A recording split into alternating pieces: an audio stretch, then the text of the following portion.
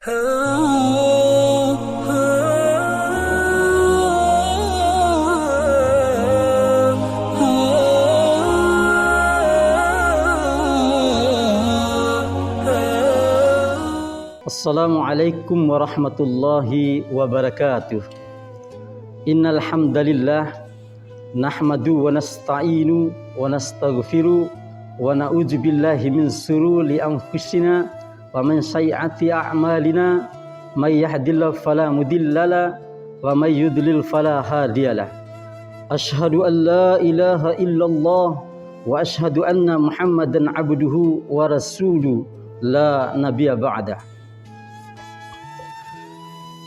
Berjumpa kembali dalam acara dakwah burhani, menimba ilmu, berkaderan dan membangun kehidupan berkemajuan. Bersama saya Baharudin Ahmad dari Keamanan Rumah Sakit Islam Jakarta Sukapura ingin menyampaikan tema hidup dan mati sebagai ujian. Sebagaimana difirmankan oleh Allah Subhanahu wa taala dalam surat Amud ayat 2, A'udzubillahi minasyaitonir rajim. Bismillahirrahmanirrahim. Alladzi khalaqal mauta wal hayata liyabluwakum ayyukum ahsanu amala wa huwal azizul ghafur.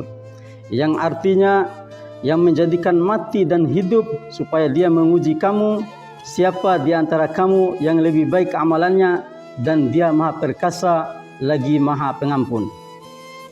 Maka dari itu marilah kita senantiasa mohon ampun kepada Allah Subhanahu wa taala, karena hidup kita ini merupakan sebagai ujian yang kita nanti akan kembali kepada Allah Subhanahu wa taala dengan membawa bekal masing-masing.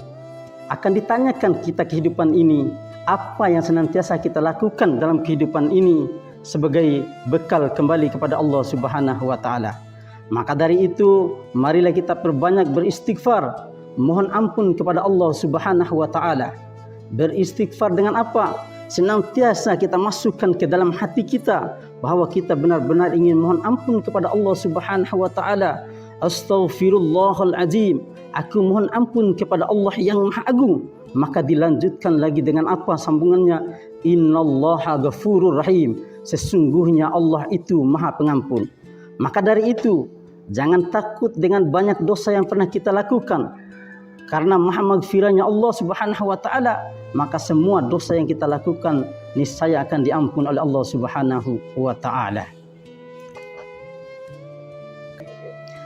Para jemaah yang dirahmati oleh Allah Subhanahu wa taala, maka dari itu marilah senantiasa kita basahkan bibir kita dengan senantiasa beristighfar, mohon ampun kepada Allah Subhanahu wa taala. Karena apa? Karena kita sebagai manusia tidak luput dari khilaf dan dosa yang senantiasa meliputi setiap perjalanan hidup kita sehari-hari. Baik itu dari pandangan, pendengaran, perkataan, senantiasa selalu kita mengikuti hawa nafsu. Maka dari itu marilah kita senantiasa mohon ampun kepada Allah Subhanahu wa taala. Para jemaah yang dirahmati Allah Subhanahu wa taala, karena kehidupan kita ini bukan hanya di dunia, tetapi ada tujuan. Karena apa? Sesuai dengan mukadimah di atas tadi, bahwa tujuan kita hidup dan mati ini adalah sebagai ujian. Maka dari itu masih ada kehidupan, yaitu kehidupan akhirat yang senantiasa kita mengharapkan pahala dari Allah Subhanahu wa taala supaya kita kelak dimasukkan ke dalam surganya Allah Subhanahu wa taala. Para jemaah yang dirahmati Allah Subhanahu wa taala, sebagaimana sabda Rasulullah sallallahu alaihi wasallam, "Idza mata ibnu Adam inqata'a amaluhu ila min salasi, sadaqatun jariyah aw ilmi yantafa'u bihi aw waladun salih yad'ullah." Shadaqallahul adzim wa sadaqa Rasulullah sallallahu alaihi wasallam. Yang artinya apabila meninggal anak Adam itu, maka putuslah segala amal perbuatannya illa min salasin, kecuali 3 perkara. Yang pertama adalah amal soleh. Maka dari itu kita berbanyak amal soleh. Supaya apa? Supaya dapat menolong kita di alam kubur nanti. Dan yang kedua adalah au ilmu yang tafa'u bihi, yaitu ilmu yang bermanfaat, ya ilmu yang kita ajarkan kepada anak-anak kita, walaupun cuma kita mengajarkan suratul Fatihah, itu sangat bermanfaat sekali karena kita sudah mengajak dan menuntun kita untuk mempelajari Al-Quranil Karim. Yang ketiga adalah awaladun solih yadullah, yaitu doa anak yang soleh yang senantiasa mendoakan orang tuanya.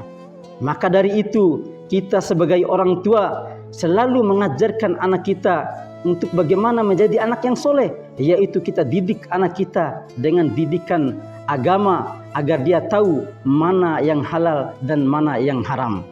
Para jamaah yang dirahmati Allah Subhanahu wa taala, mungkin itu saja yang dapat kami sampaikan pada kesempatan ini. Kurang dan lebihnya kami mohon maaf. Wabillahi taufiq wal hidayah. Wassalamualaikum warahmatullahi wabarakatuh. Sebagaimana difirmankan oleh Allah Subhanahu wa taala di dalam surat Al-Mulk, A'udzu billahi minasyaitonir rajim. Bismillahirrahmanirrahim. Alladzi khalaqal mauta wal hayata liyabluwakum ayyukum ahsanu amala wa huwal azizul ghafur. Shadaqallahul azim wa shadaqa Rasulullah sallallahu alaihi wasallam. Yang artinya Allah menjadikan mati dan hidup sebagai ujian supaya dia tahu siapakah yang lebih baik amalannya. Cut. Nanti. Bapak, Ibu, dan warga Muhammadiyah, jangan lupa like dan subscribe serta share video ini ya. Jangan lupa subscribe.